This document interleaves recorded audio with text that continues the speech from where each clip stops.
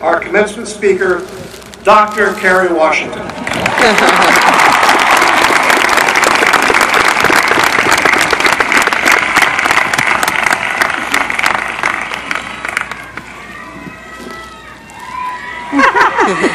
I love you too. President Knapp, trustees, friends, family, fellow honorees, and most of all, class of 2013, congratulations.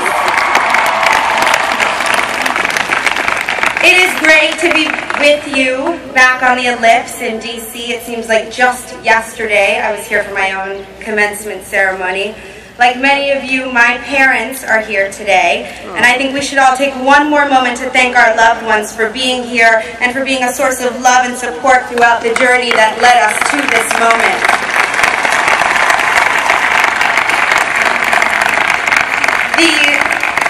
The doctoral regalia that I'm wearing belongs to my mother, Dr. Valerie Washington.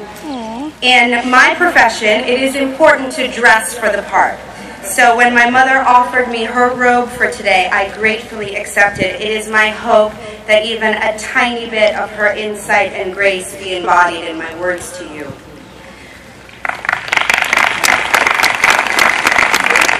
I am proud to be here. I'm shaking. And tremendously grateful for the honorary degree you've bestowed on me, and I will spend the next few minutes trying to earn it. But I have to admit that I'm even more proud of the GWU degree that took me 4 years, a lot of sleepless nights, student loans, study groups, and more than a few drinks at Lindy's to earn. Although we called it the Red Lion back then. So I stand here today in solidarity with you. As a proud alum of this institution, I celebrate you and I welcome you into the great lineage and legacy of GW. Today, you join the ranks of award-winning journalists like Bob Woodward and Dana Bash, statesmen and women like my cousin, Colin Powell, elected leaders like Harry Reid and Eric Cantor, civil rights champions like Raul Itzagirwe, philanthropists like Dr. William McGee, who founded Operation Smile, tastemakers from Jackie Kennedy to Ina Garten, astronauts like Michael Coates and Anousheh Ansari, and physicists like Dr. Ralph Alpher, who came up with the Big Bang. I'm, of course, talking about the theory, not the television show. You join an impressive tradition, and our commencement is part of that tradition. Year after year, GW sends its graduates into the world on the wings of advice from esteemed leaders and thinkers. And this year, you got me. Well, look, I know.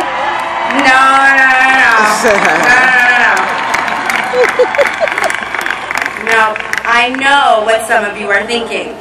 You're thinking we're celebrating our academic and intellectual achievement with that lady who's having an affair with the president on that TV show. I know. I get it.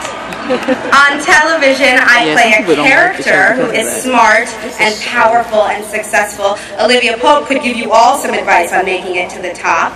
But in real life, I'm just an actor. I play pretend. I tell stories. So bear with me, because that is what I'm going to do. When I first arrived at GW, I didn't think I would be an actor. I dreamt of being a psychologist or an educator like my mother. From an early age, I was fascinated with people and how we become who we are, but acting, that was a hobby. A hobby, however, that helped me pay for my education here. As you heard, in my senior year of high school, GW offered me financial aid as a member of the Presidential Scholars in the Arts program. And while I did not have to major in acting, there were several requirements. Among these was the stipulation that I had to audition for every single performance produced by the Theater and Dance Department. More on that in a minute. So instead of studying how to pretend to be people, I studied people.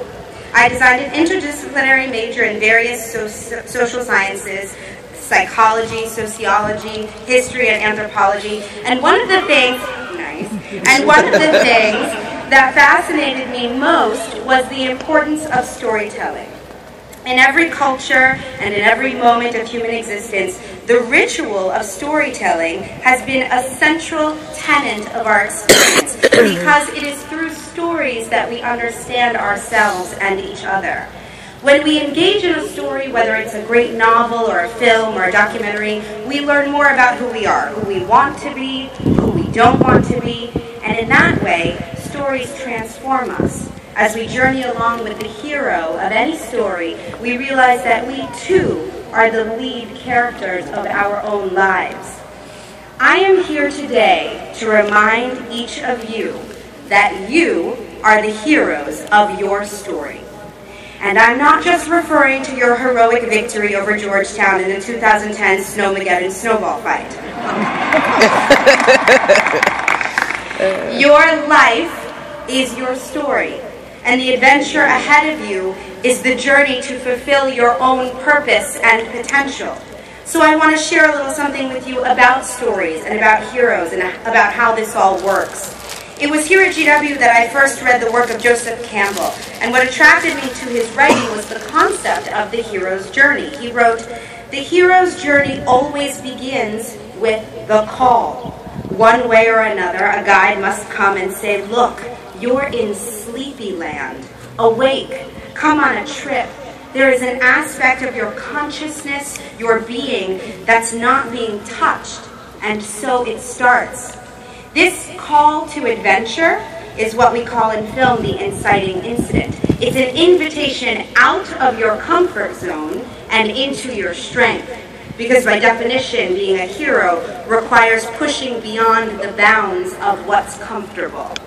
In 1996, in my junior year here, I had to push beyond the bounds of my comfort zone. The musical that year, which as you know, I was required to audition for, was entitled Croak the Last Frog. It was a beautiful musical about frogs by GW's own Professor Leslie Jacobson. Now, I have to be honest with you, it was not my lifetime dream role to play a frog. In fact, the thought of it terrified me. Scared that the role would be too difficult and afraid of the embarrassment that would result from my failed attempts, I wondered if there was some way that I could get out of this audition. This is what Campbell describes as phase 2 of the hero's journey, the refusal of the call. You've experienced it. An exciting opportunity presents itself, but our fear makes us believe that we're not capable of meeting the challenge. There are 17 stages of the hero's journey, as Campbell describes it, but don't worry, I'm not going to go through all of them.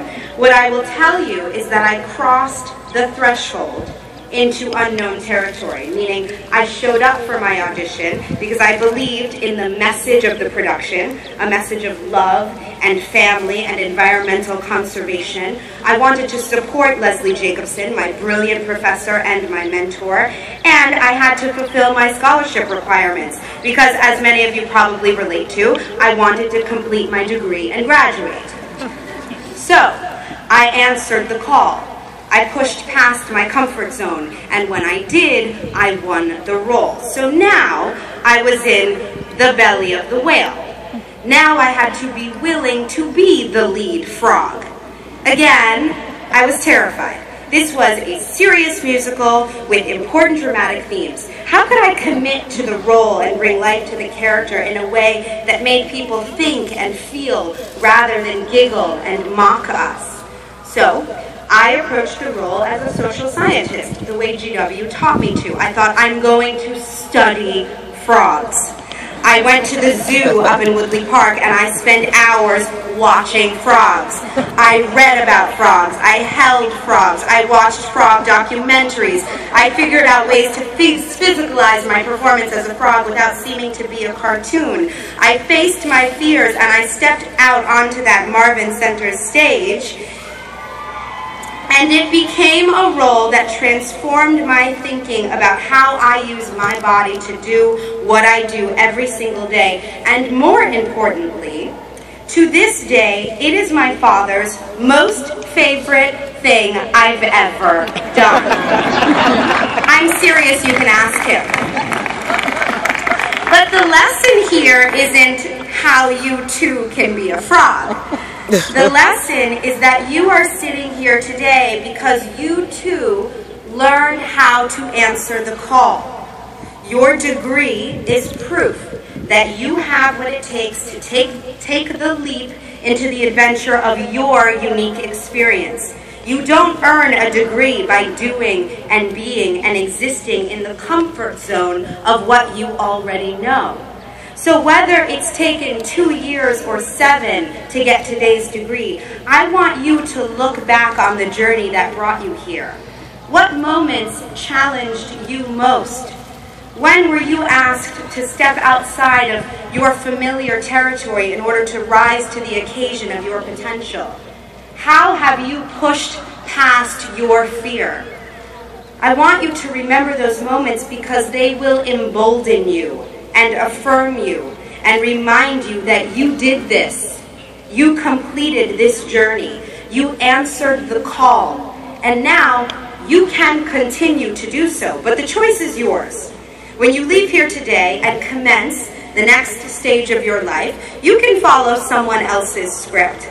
Try to make choices that will make other people happy, avoid discomfort, do what is expected and copy the status quo, or you can look at all that you have accomplished today and use it as fuel to venture forth and write your own story. If you do, amazing things will take shape. Look at the stories you've already begun writing. Stories of warrior poets like Elena Kim, who served for 5 years in Iraq and has been working with local high school students to turn veterans' personal essays into art projects. Today, as a graduate of the Elliott School, she, along with 152 other student veterans, wears a cap and gown instead of a uniform.